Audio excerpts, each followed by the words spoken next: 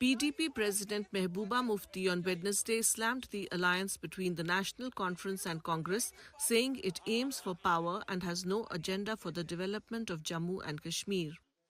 Addressing the media in Srinagar, she said while for the PDP alliance goes beyond power, the alliance between NC and Congress is just for gaining power. मैंने पहले भी कहा हमारा एक agenda है जब भी हम अलायंस करते हैं।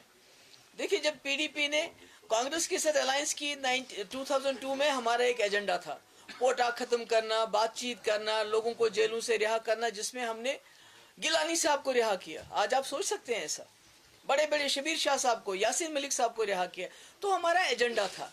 उसके बाद जब हमने बीजेपी गवर्नमेंट के साथ, बीजेपी पार्टी नहीं बीजेपी गवर्नमेंट के साथ हाथ मिलाया 2014 में, हमारा बाज़ाब्ता एजेंडा ऑफ अलायंस था कि आपको 370 को नहीं छेड़ना, आपको एस्पा खत्म करना, आपको पाकिस्तान से बात करनी, आपको हुर्रियत से बात करनी, आपको पावर प्रोजेक्ट वापस करने, और भी कई चीजें थी उसमें।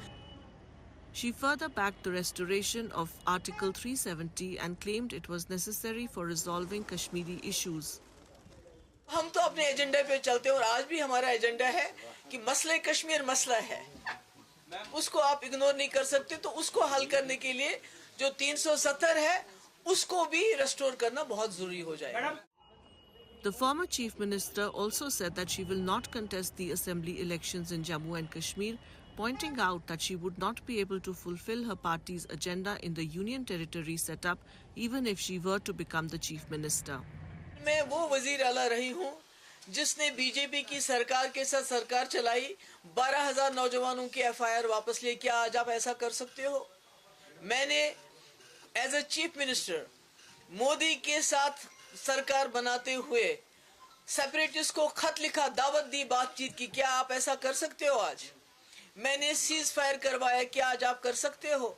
मैंने पूरे मुल्क की लीडरशिप को लाया और हुर्रियत के दरवाजों पे गए वो कि आइए बताइए हमें क्या है। मेरे पास कल कोई आएगा कि नौजवान बेगुनाह बंद है, उसको छोड़ना है, जब मैं उस नौजवान को नहीं छोड़ सकती हूँ जिसने 12,000 नौजवानों को एफआईआर वापस ली।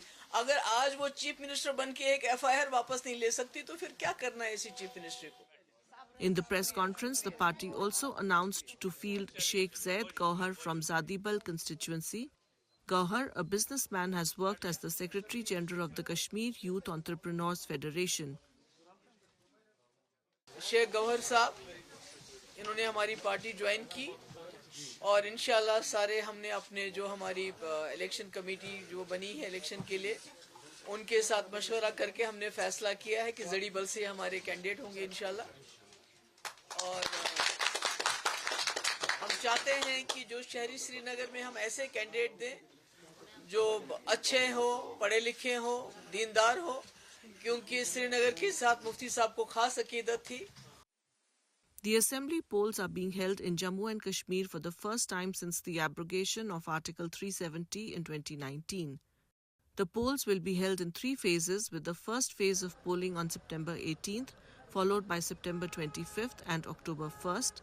The counting of votes will take place on October 4th.